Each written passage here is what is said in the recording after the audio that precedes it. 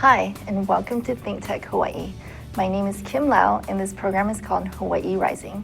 The focus of this show is on people helping people to develop the economy as well as the community, because that's the only way that we'll be able to create a sustainable future for Hawaii. So today we're going to talk about innovation and adaptation.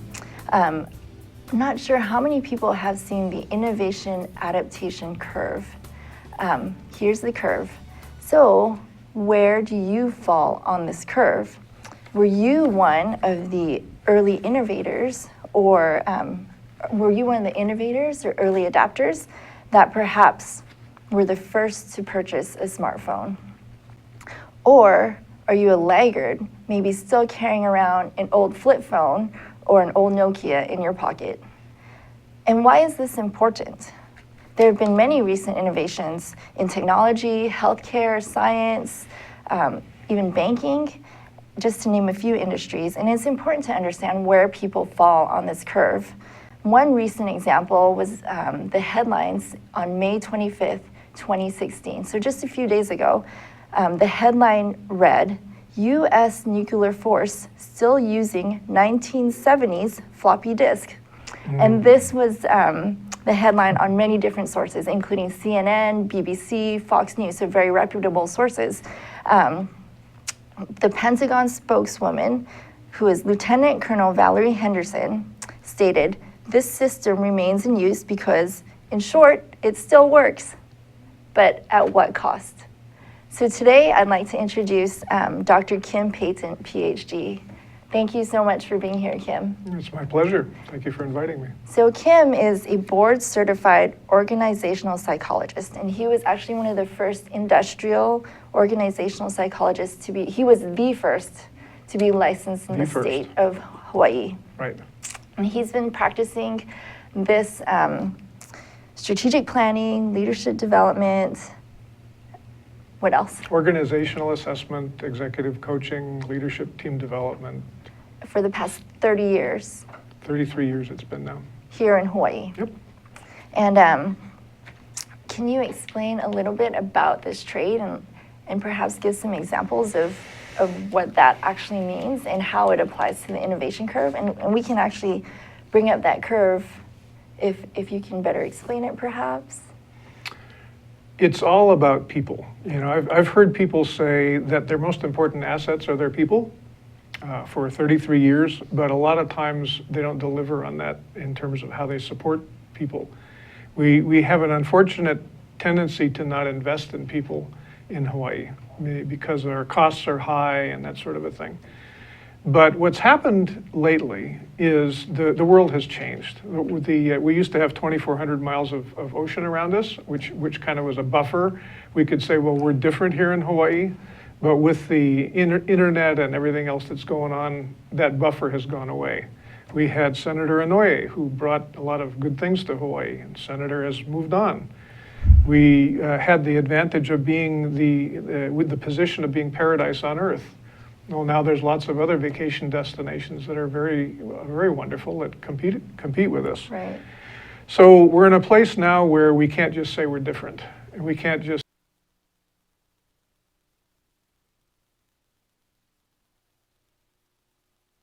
people that innovate. So you have to set up the conditions in an organization where people can innovate, where they can think new ideas, apply new ideas, and work new ideas into practice and figure out how to make them actually function. So that's the kind of work that we do. We try to set up conditions in an organization where people can be their best, where they can be innovative, where they can be cooperative, where they can figure out how to get things done a better way. So maybe we can go back to the innovation curve and explain how what you do is applicable to this innovation curve. Anytime you introduce a change, you find out that you'll notice that there's percentages assigned to these different categories here. On the left-hand side of the curve, there's the innovators. Those are the people who are on fire with ideas. They come up with all sorts of, they like to make things different. They tend to have trouble with boredom. Then there's the people who are the early adopters. They're not so much the people to come up with new ideas, but they're the ones that'll stand in line all night to come up with to get the new smartphone or so whatever. Maybe like the innovators would have been like Steve Jobs or somebody like that. Right. Yep. And then there's the early middle are the people who also like new things, but they're more risk averse. So they're going to wait and see what happens to the early adopters. They're going to wait for the bugs to get worked out of the system, and then they're going to pile on. The late middle are really motivated by affiliation. They want to be with everybody else. Right. So they're motivated by a whole different thing. They don't want to be left behind. They don't want to be left behind.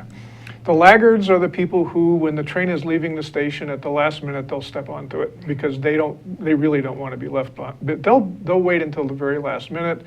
And then there's the immovables who will never get on the train. So I get involved with a lot of organizational changes, especially with government, where there's the need for a new computer system or a new way of doing things. And so you generally have those people who are driving the change. And then there's everybody else who, as is pretty typical in Hawaii, finds ways to resist the change. We say we're different, it doesn't apply here, we tried that, it didn't work.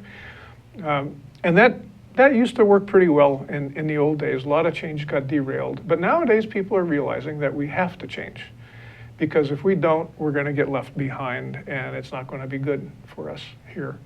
So the adoption curve is a really good way of planning a change, of understanding how you communicate a change to people.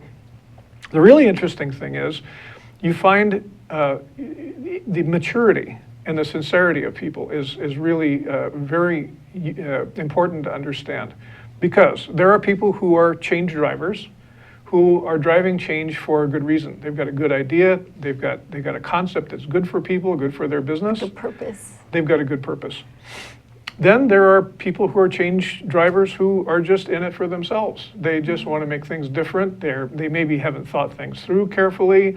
With government especially, there is a very strong tendency for people to try to change government without understanding how it works first, Right. and that results in a disaster. Maybe they have a different motivation, like it's in maybe election year or Right. something. They want to make a position for themselves, or they want to make a fast buck for themselves. They're not necessarily in it for the long haul of really making the innovation work. And at the other end of the scale, on the laggard, immovable side, you also find drivers who are trying to protect the way of life that they control. There's a vested interest in the current way that things are done, and they push back. Right, because you don't want your job to be obsolete, or Right. what's it called? Self-preservation. So it's self-preservation. It's controlling the old way of things. And we can see that happen with a lot of the changes in Hawaii, where we have people who are driving the new change up against the people who are trying to keep things the same. But to me, that's a really interesting challenge, because some of the people on the right-hand side of the curve have a point. Sometimes they understand how the operation works, and they're making a good point that the concept that the change driver is driving doesn't really make sense, or they're leaving something out. Or there's a way of life that needs to be protected. We live here in Hawaii because we love Hawaii. And there are very fragile things here that are easy to destroy. Hawaii culture, the environment. Right. So very often the people on the right-hand side of the adoption curve have very important points. And so we've got to figure out how to listen to those people and not get distracted by people that are pushing back just because they're protecting a vested interest. Right. So there's a very significant leadership challenge of sorting out whose message is necessary to be factored into the decision-making process. And in my experience, in politics especially, we don't do a very good job of that. So can you give us some examples of maybe some of your clients? Are we talking like small businesses, big businesses, the government? I don't usually get a call from a client that has less than 11 or 12 employees, because before you get to that size, it's pretty easy to communicate with each other. So startups tend to be like that, and they don't have trouble until they get to a certain size. Most of my clients are old organizations. They're 125 years old. They're either government or a large insurance company or a bank or a old retail, multi-generational retail operation. So those are the kind of clients that I get who, at 100 years old, it's probably time to change. Right. A little. Definitely.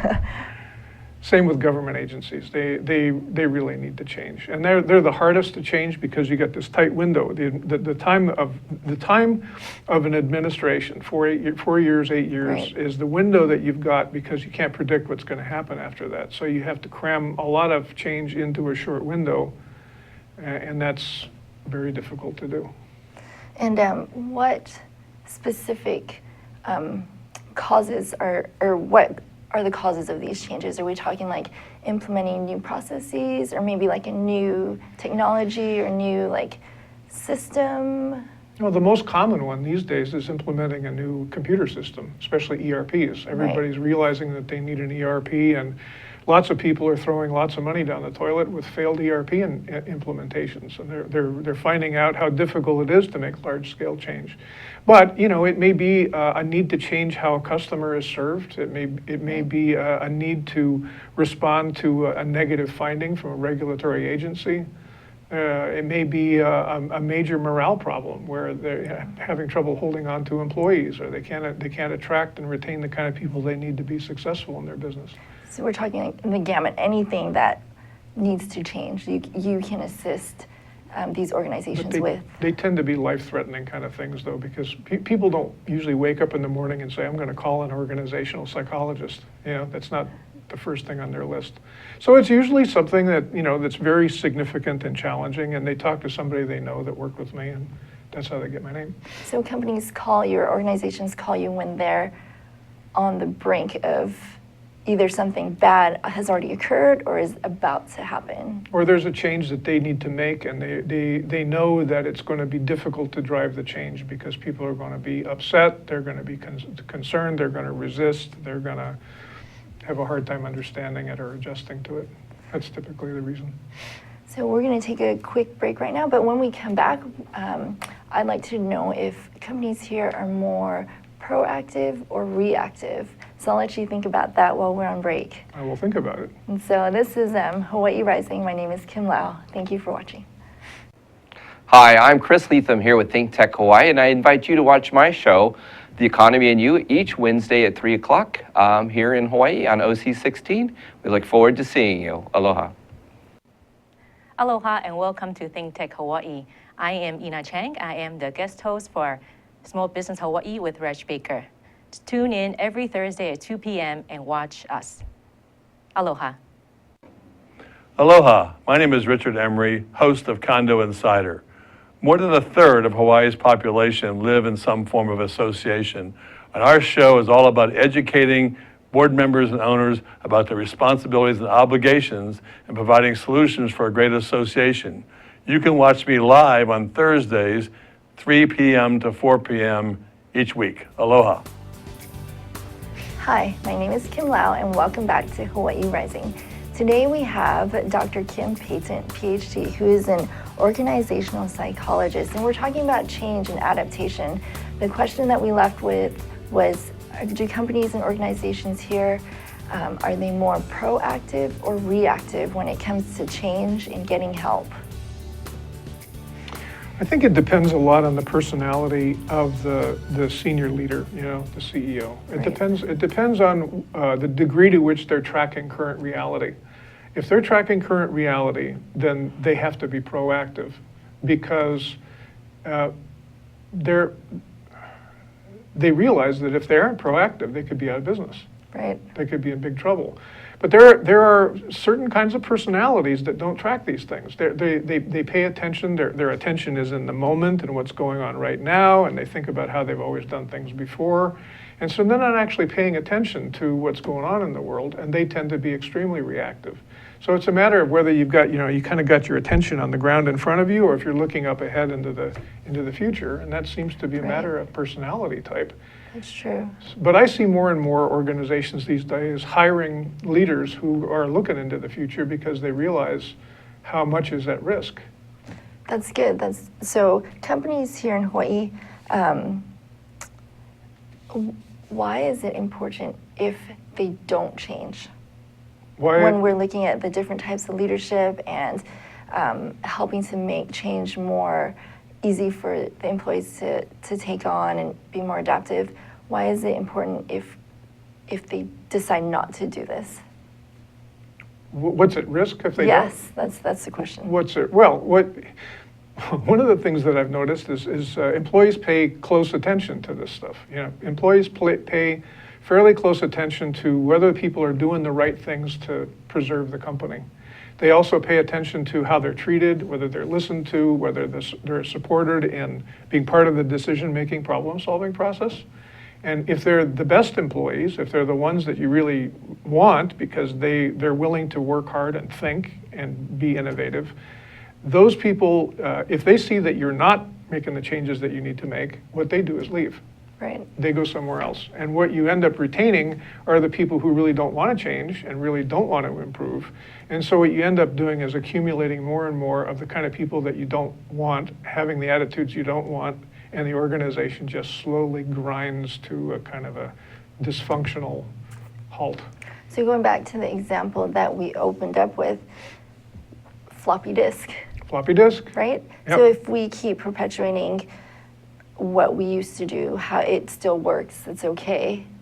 So what, if we go with that kind of example, maybe can you explain some of those like tangible risks at stake if people don't move forward and keep up to date? Well, I've been involved with many computer implementations. I remember one city and county client, a large department, who finally decided to implement a financial accounting system because the company that created those green ledgers, they quit making them. I've seen a lot of clients where they've decided to change their computer system because the company that they bought it from is going to stop supporting it. They can't get parts. They're buying parts off of eBay to support their mainframe that keeps their business going. The downside to that is most of the innovative ways of cutting costs and improving service are pretty technology dependent these days. The differentiators that allow people to really compete tend to have a very strong technical component. And a lot of the best employees have been educated in a technological environment, and they expect to work that way.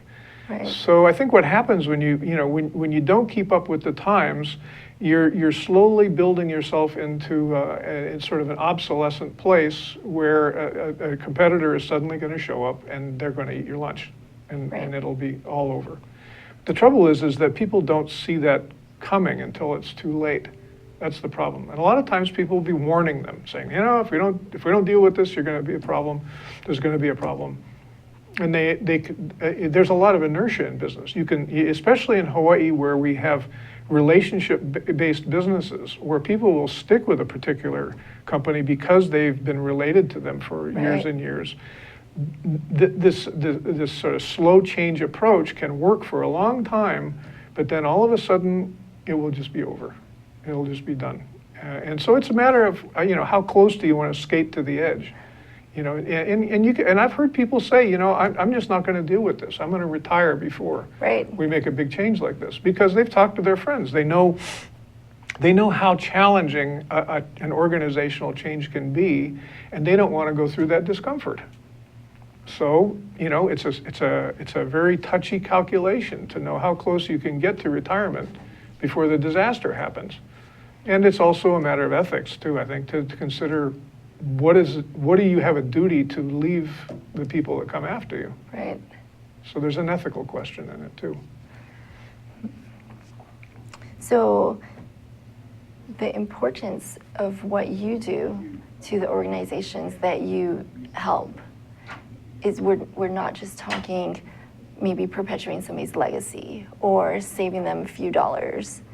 What is that, I guess, what is the impact and the importance that your services bring to these organizations as well as to the state, given that you provide a lot of services to the state government and those kind of institutions?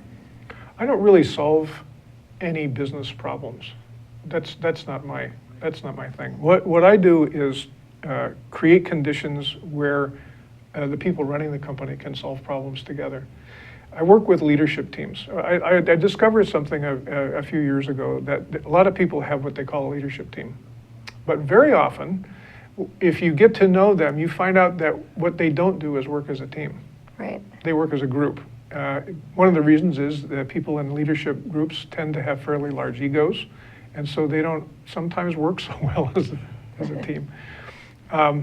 But my job is to help them create the conditions and the relationships and the communication where they can solve problems together better.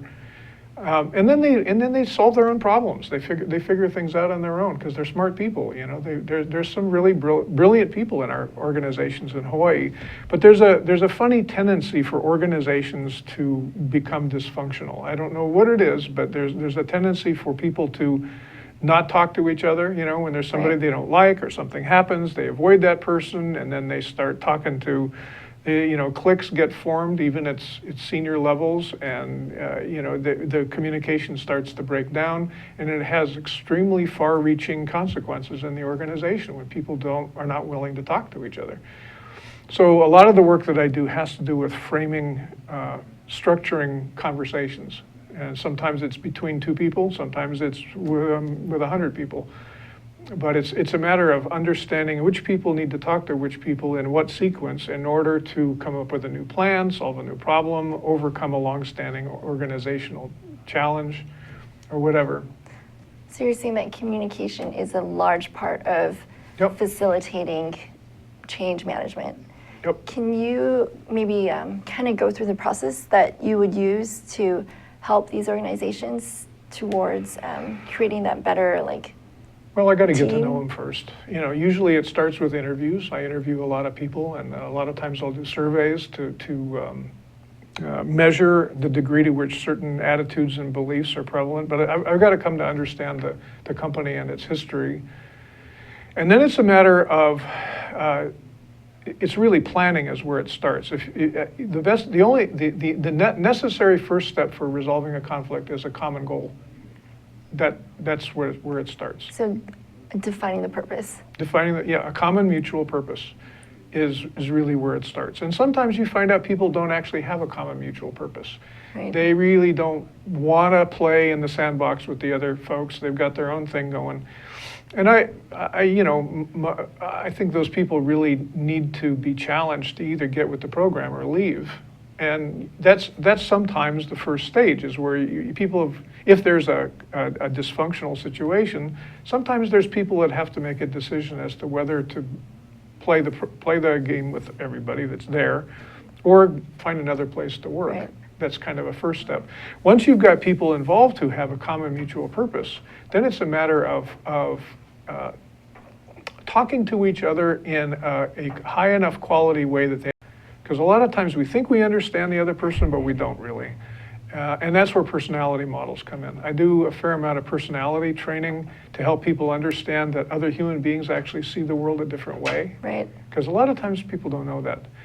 We assume that other people see things the same way, but we don't. And when we begin to realize that we have this filter that filters the world that we experience, then we begin to find out that there's reasons why we get along with certain people and not others, and that insight gives people a lot more flexibility in terms of how many different kinds of people they can work with effectively, and they also come to understand how they get in their own way. Can you give us, or maybe explain how this personality training works?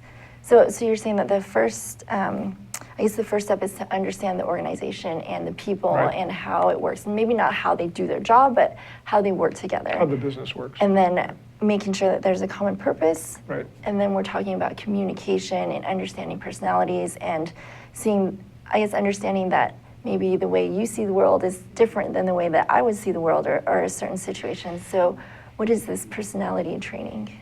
I use two different personality profiles, the Myers-Briggs and the DISC, and they're used for different things. But generally, people are very interested in learning about themselves. Right. And it's pretty funny, actually. You know, when you get a group together and you're sharing personality profiles and you're talking about the strange things that happen between people, it's pretty hilarious. And when people can laugh about their differences, a lot of the negative charge that may have built up just blows away, because suddenly they realize when somebody understands you, they understand why you do what you do. Right. Exactly. And they get that aha moment where they realize how they're doing something that's driving you nuts.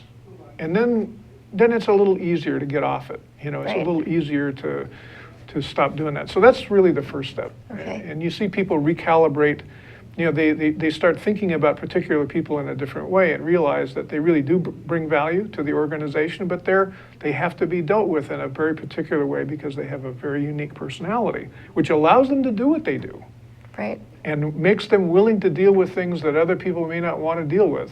But it also means they have to be communicated with in a unique kind of a way. So it's almost like you're salvaging human resources that have been marginalized because they're perceived as difficult people. Right. People function differently, and if you want them to work at their maximum capacity, you have to Right. realize how to reach those people. It's like a machine. You got to understand what the machine needs in order to function properly. Only we tend not to think of people that way. Right. Yeah. So once you maybe have everyone on the same page, then how do you go forward? Well, the beginning is always a plan. Strategic planning is probably the best leadership development exercise there is because you're laying out what you're going to do together over a course of time. And these days what I've discovered is people leave out a step. They make a plan. They make the nice long list of everything that everybody wants to do, and they don't ask the question, do we have the capacity to Right. implement this change? And it gets addressed with a really simple exercise, which is to list the people who are going to be responsible for driving all the elements of the change or the strategic plan. And they very quickly find out that there's a very few people in the organization that are committed between 200 and 600%. And there isn't more than 100% of a person. So we're talking not just like tools and resources, but human capacity. Human capacity. Are people able to do the jobs that they need to do? Right. And in a changing environment, you find out that there's not that many people in an organization that can be relied on Right. to make the difficult changes. Everybody else is kind of going through the motions and doing their thing, but there's usually a key number of people, and it's not very many, who are the ones that do most of the thinking. Right. And that's a sign that the organization hasn't been managed properly. It means they haven't invested in people. They haven't developed more people to be able to carry the difficult work of thinking and communicating and driving change. So that's when sometimes they got to go back to the drawing board and say, well, okay, so who are we going to cultivate to be able to do these things that we got to do? And then we come up against a really interesting challenge. Maybe we'll save that. So we'll go to a quick commercial break, and we'll come back and you can explain what the big challenge is for leading change. It's called millennials. Millennials. Well, so we'll come back and we'll talk about millennials.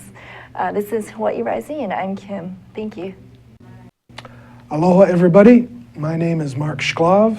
I'd like you to join me for my program, Law Across the Sea, on thinktechhawaii.com. Aloha.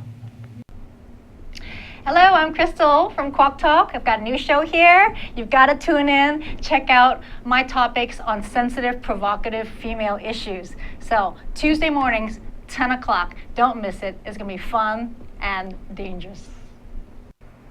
Aloha, my name is Carl Kimpania. I'm the host of Think Tech Hawaii's Education Movers, Shakers, and Reformers. You can see our show every Wednesday at noon at 12 p.m. on thinktechhawaii.com, as well as visiting YouTube and finding the link for the show there. The show is also aired on OC16. We look forward to seeing you on the show. We have many wonderful guests, including Joan Husted, Corey Rosenlee, where we talk about the very important issues of education for our keiki. We look forward to seeing you there. Mahalo. Hi, and welcome back to Think Tech Hawaii. My name is Kim Lau, and this program is called Hawaii Rising. Today we have Dr. Kim Payton, PhD, who's an organizational psychologist, and we're talking about change and adaptation. And what we left off at were millennials. Maybe Kim can further explain what we're talking about. Well, there's this really interesting exercise that people get into, which is where they create their succession plan. Right. Who's going to take over when the current group leaves?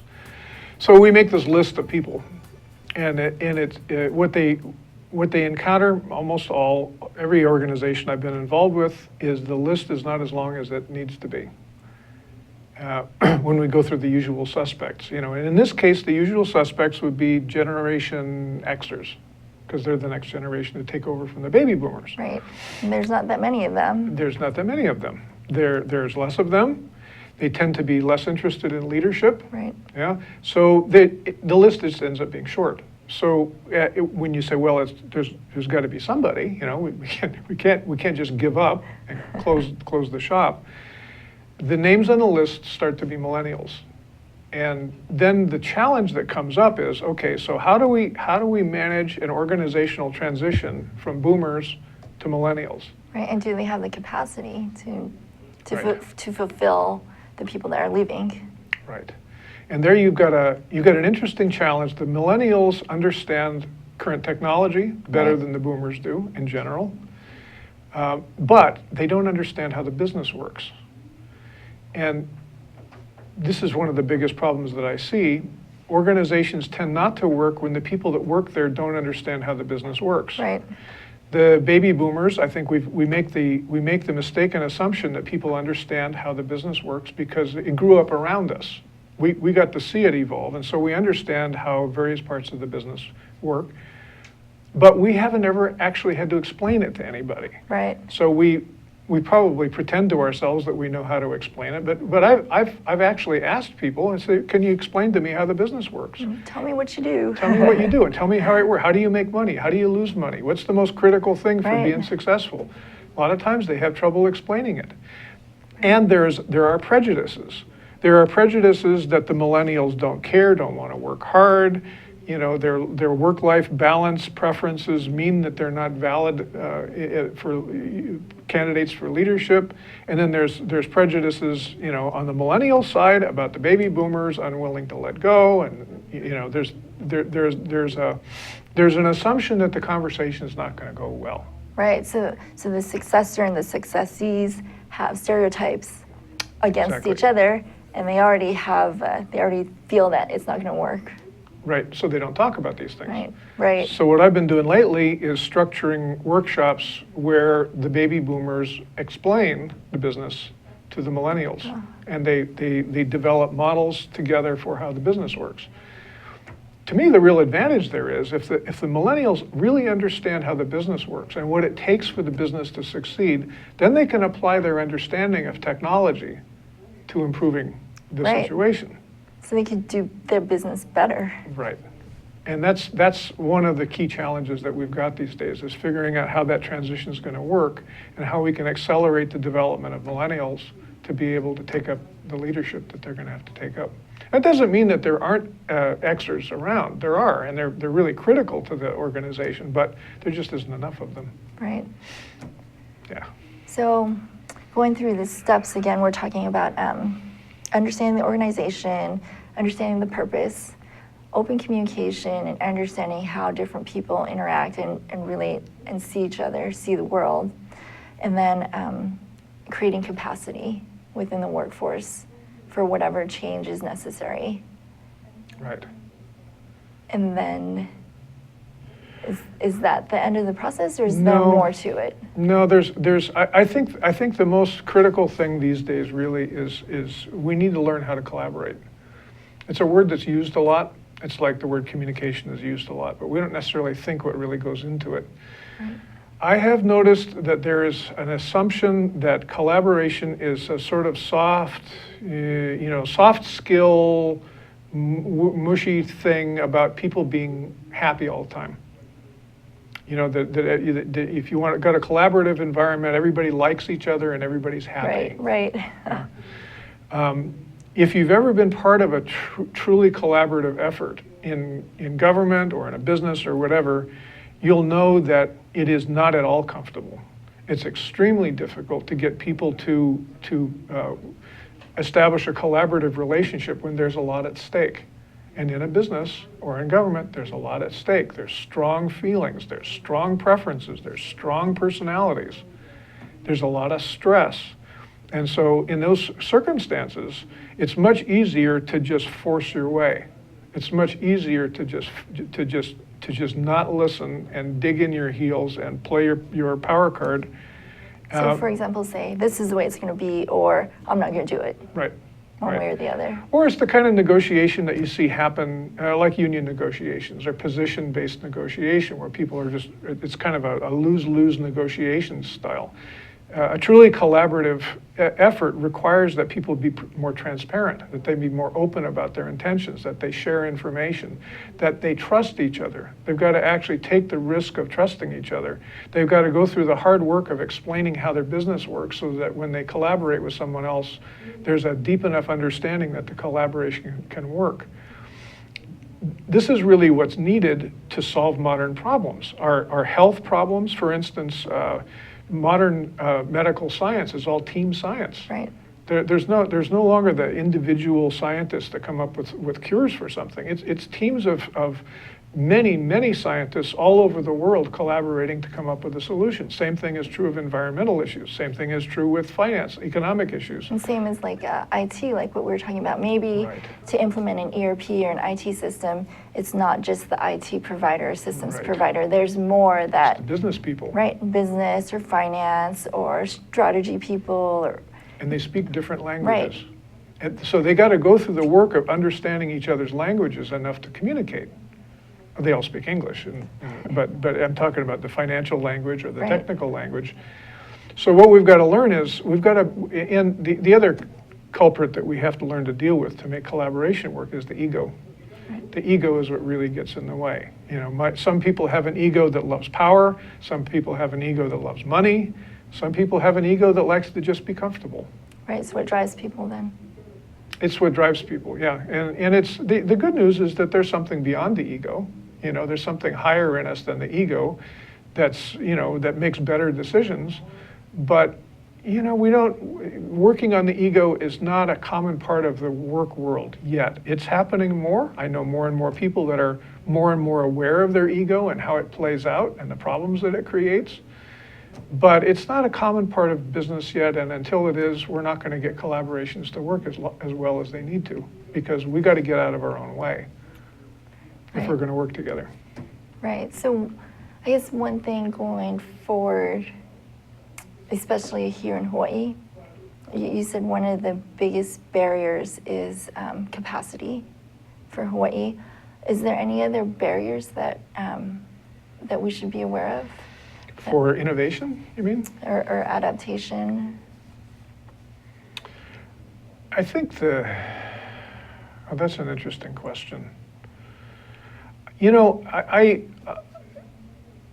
it's much easier to solve a problem if you can define the goal. If you can see what it is that you're trying to get to. Then it's easier to sort of work backwards and say, what are we going to need to do to get there? I think this is true on a global level, and it's true for Hawaii. We don't yet see the world that we have to create next. Right. Right, Yeah. so for example, nobody looked at the CD player and said, oh, I'm going to build iTunes in an iPhone. Right. You would have never seen that from a CD player or Right. a Walkman or something like that. Right. So Right. in this day and age, we don't see what the next iPhone is. And right, and so we don't know, to what degree do we need food sustainability? Right. You know, if we could come to an agreement that we need food sustainability in Hawaii, then that would drive a whole set of changes. Right. But we don't have any agreement on what the new world is going to look like. But at the same time, we have increasing pressures to invent the new world. And this is what I've seen is that one way to say it is we respond to heat, but we don't respond to the light.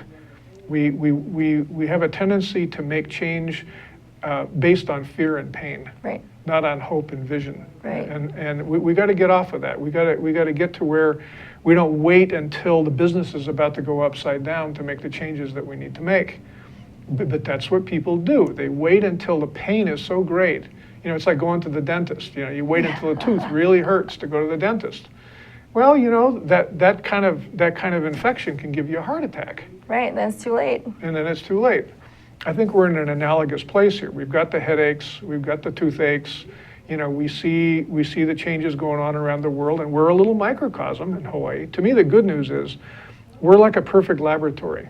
Right. We can see the limits, and we love this place. And so we can, it may be that the pain will be greater here sooner, but maybe, it might just be, which might drive us to wake up. Waking up is really what it is. I see leaders do the right thing when they wake up and realize that they have a responsibility to do the right thing beyond their self-interest.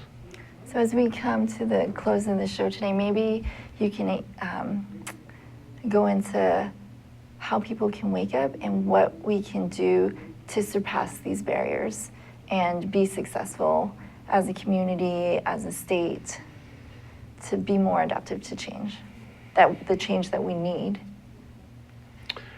Well, the only thing that comes to my mind right now is, and this is for senior leaders. I think I'm just thinking about senior leaders. I think there's two categories of senior leader. And you've heard a lot of people say, you need to surround yourself with people that are smarter than you are. Right. I completely agree with that. I think what you got to do is surround yourself with people who are willing to tell you what you don't want to hear. Yeah, that's true. And the trouble is that the more power you get, the more possible it is to surround yourself with people who will tell you what you want to hear. And that means you're structuring out the wake-up calls. Right. You're literally creating filters that will prevent you from growing and learning as a person and as a leader. And that is the kiss of death. That means that you're putting the head of the body to sleep. So, I really like to see leaders who walk around the building, and leaders who go and talk to, I think Pope Francis is just, I think it's just fabulous the way he drives his security detail crazy. Yeah. He'll just launch himself off into the crowd. And, I think that's what leaders need to do. They need to launch themselves continuously into new situations where they'll hear the things that they need to hear that will wake them up and help them see what they're really responsible for. So maybe they need a dose of the change management process where they understand what other people are seeing and feeling and maybe have a clearer understanding of what that common goal is. More than anybody else, they need it. Because the closer you get to the top, the more, power is a drug. Power is a very dangerous drug. It's a poison. It brings out the ego. It causes people not to listen. It causes people to take strident positions. It causes people to convince themselves that they're worth the multi-million dollars that they make. Right. I don't know the degree to which people understand power is a poison, but that's something that I think leaders really need to think about. And they lose sight of what's important. It's been proven. There's a research study that studied the relationship between power distance, the power distance between, let's say, a CEO and the people that they manage, the relationship between power distance and empathy. And it is a very powerful negative correlation. The higher you go, the less empathy you have for the people that you make decisions for. And those people are going to affect how well your company Exactly. Does, I guess. Exactly. So that doesn't mean that it's an inevitable trap, but I think it does mean that if you're in a position of leadership, you have to continuously and actively work on your empathy, which means you got to find people who will tell you the things that you need to know that you don't want to hear. And that means pain.